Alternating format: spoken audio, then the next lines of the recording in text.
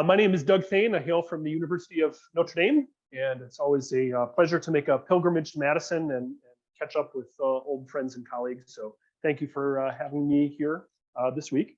And the title of my talk today is TaskVine, a workflow for data-intensive and serverless applications. Now, the group I direct at Notre Dame is called the Cooperative Computing Lab, and we work at the intersection of scientific computing and computer systems and computer science and real working software. So obviously we share a philosophy here. And if you look back at a couple of the talks I've given at past Condor Weeks, I think they follow a similar theme, which is how do we bridge the gap from the user who has an application into getting running on a big Condor pool. We have a good sized Condor pool at Notre Dame that we make good use of. And I apologize, there's still lots of things there that say Condor instead of HT Condor. I'm still getting used to it. It's only been a few years. But you know, the general observations, there's a big gap from having something that runs on your laptop to getting it to run on the cluster. And yes, running something on the cluster is about having an executable and arguments and all that stuff. But it's also making decisions about how do I organize my data. It's about understanding what are my software dependencies and how do I get them there.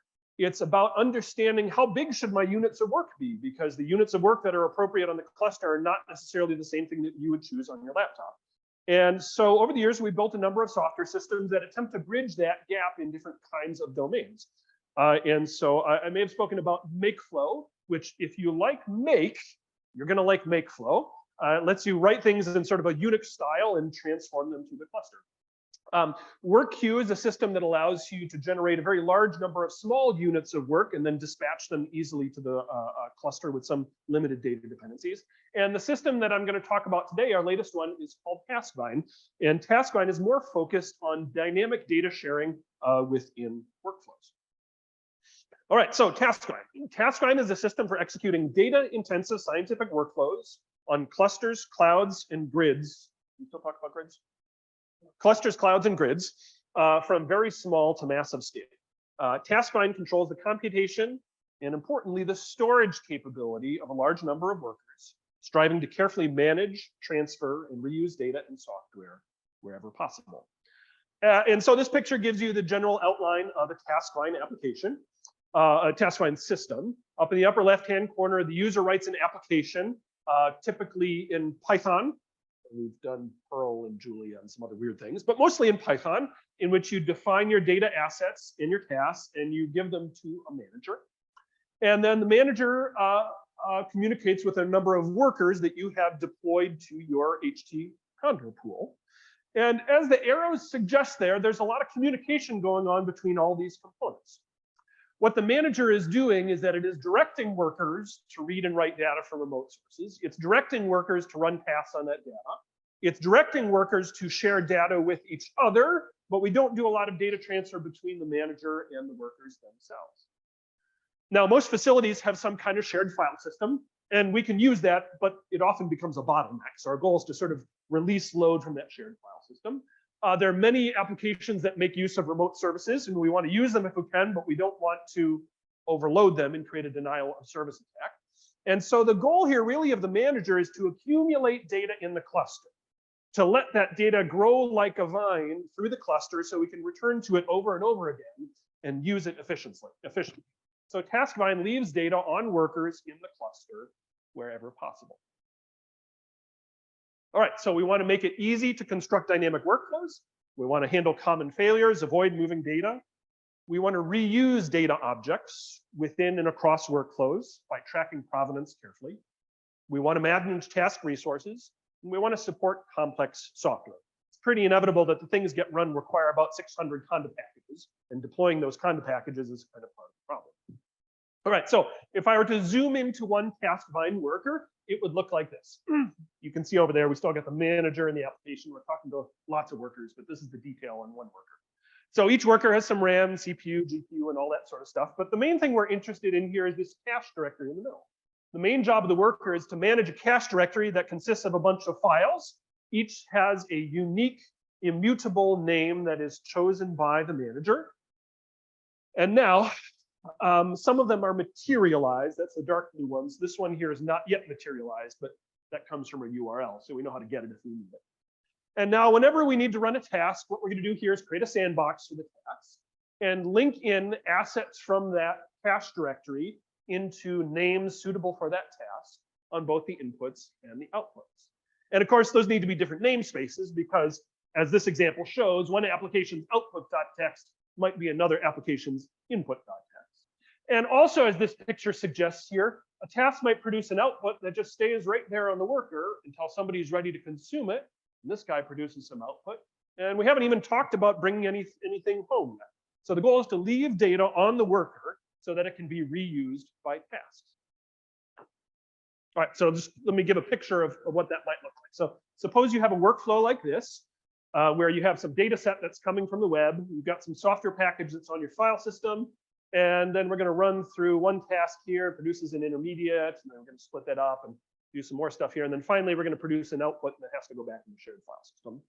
In a conventional HPC system, every single one of these interactions would go through the shared file system or maybe through the access point and would overload it. And our goal in TaskVine is to keep everything in the cluster. So what this would look like is that the manager starts off by saying, all right, I see this task needs this data set and this software package. So let me identify a worker for it to go on and have that worker pull in the data to its local storage. And then I'm going to run the first task.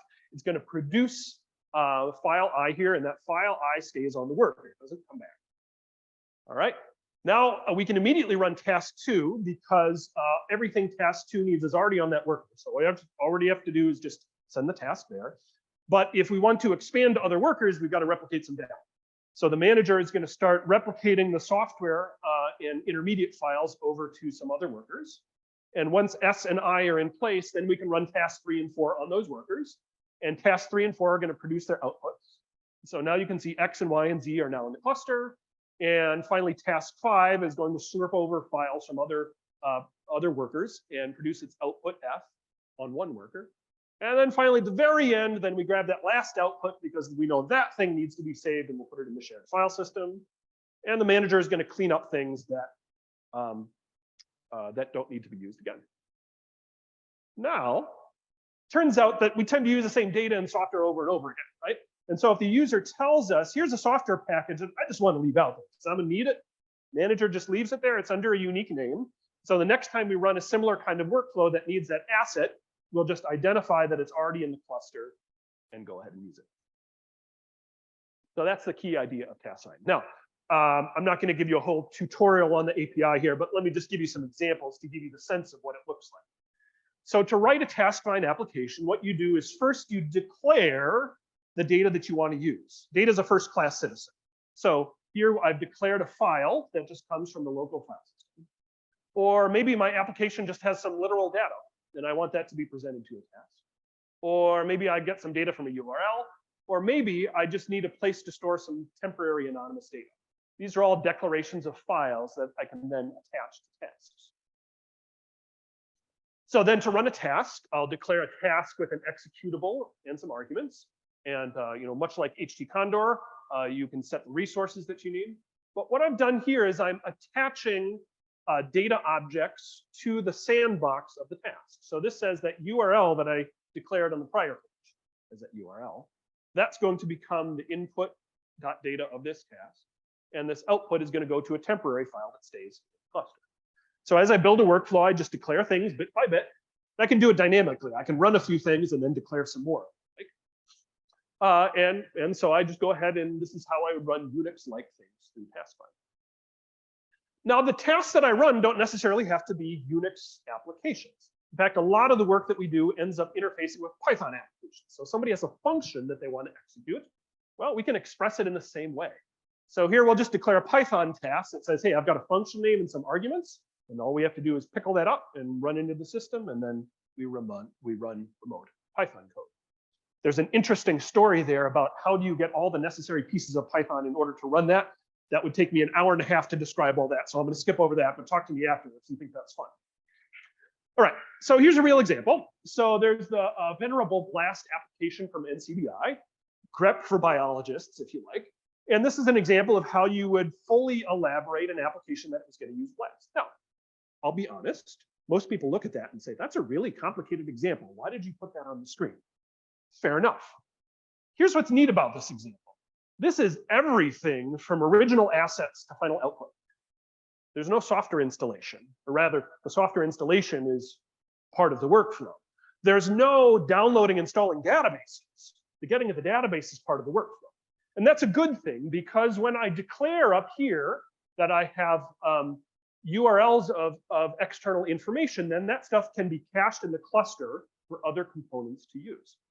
Right? And so this is a complete application from beginning to end. And if I were to give you this TaskVine workflow, don't install anything. You just run it, because the assets are part of the workflow from the user's perspective. From the user's perspective, the workflow doesn't start with Condor submit.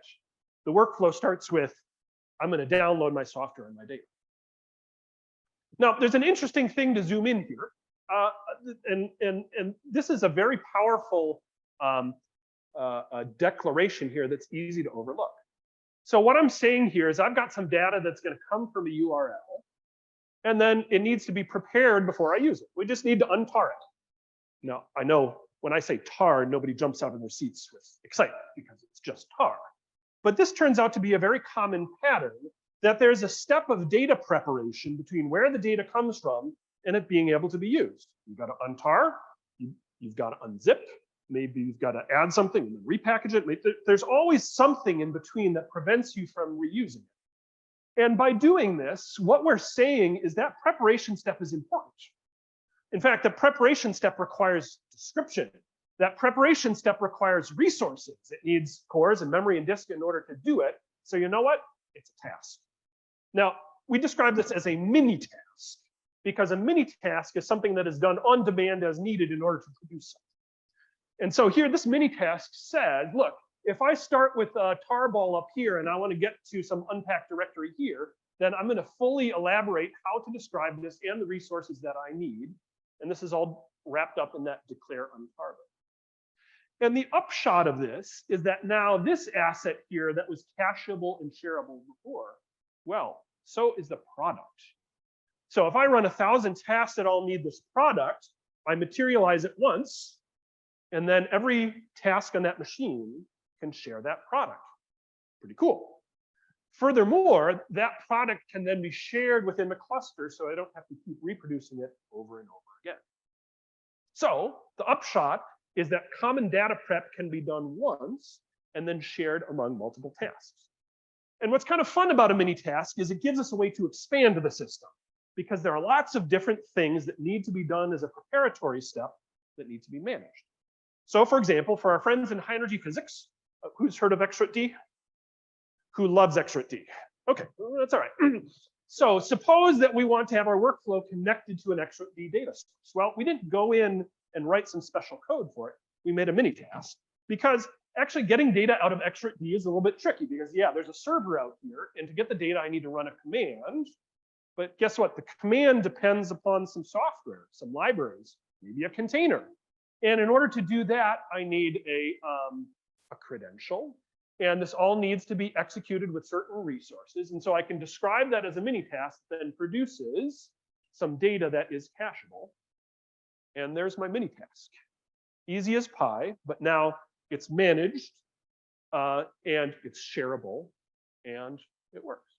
All right, so I've got another 100 slides here, so I'll just quick do some highlights here. So the nice part about this is that the manager now knows all the data actions that are happening in the system. So instead of having somebody hammer an external service, like is happening over here on the left and spending all your time doing transfers here, we can instead make a spanning tree and distribute our data efficiently. In order to store these things reliably, we use Merkle trees to compute checksums if we're going to cache it forever. Otherwise, we use some temporary names. If you return to a workflow, this is a blast workflow on the left. On the right, we ran it a second time. It's a heck of a lot faster because the data is already there and it's already prepared and verified. If you like serverless, we can do some serverless things. And so we've been working with our friends in high energy physics to run data analysis applications like TopEFT. And so TopEFT is kind of fun here because it's pulling data out of the XRT Federation doing the computation in the cluster, and then producing one final output that comes back at the end. And so in our older system, oh, I'm sorry, it's covered up. You can't really see that. There's a long tail where it gets stuck at the end because all the data comes back and forth, all that intermediate data. And TaskVine allows us to keep the data in the cluster until we finally extract the thing that we actually want. Since I only have 1 minute left, just earlier this week, we released an integration with Parcel. So you can now write a Parcel application that dispatches a task to TaskVine that runs on HT Condor. And we also have a neat integration with Dask. So if you like to use Dask for numerical computations, then so for example, here's a real simple Dask program that declares some big matrices, does a little transpose here, does a selection. That's how you'd write it natively in Dask. And so what's kind of fun here is we can get Dask to emit a task graph that then we can turn around and materialize in TaskVine. And all you do is you just add a declaration of our integration, which is, well, Ben has a sense of humor. He called it TaskVine. So you declare a TaskVine, hook it up to the manager, and you can use Dask graphs. Okay, so there's all sorts of interesting research challenges here. How do we decompose DAGs efficiently? How do we make best use of serverless computing? How do we choose appropriate resources for all of these things? And how do we understand and assist the user with dependencies? I don't want to keep you from lunch, so I'm not going to answer all those questions, but I would love to talk to you about them. So the status is this is released. It's part of the CC tools. We made our second release in July. I guess I'll be frank, it's still pretty fresh. So we're looking for new users who are willing to suffer with us, and we'll be happy to suffer with you. You can get it via Conda install NDCC tools. And I want to thank everybody who contributed to this. And if you're interested, check out, well, you can Google, read the docs, TaskVine, and you'll find it. Thanks very much. Appreciate it.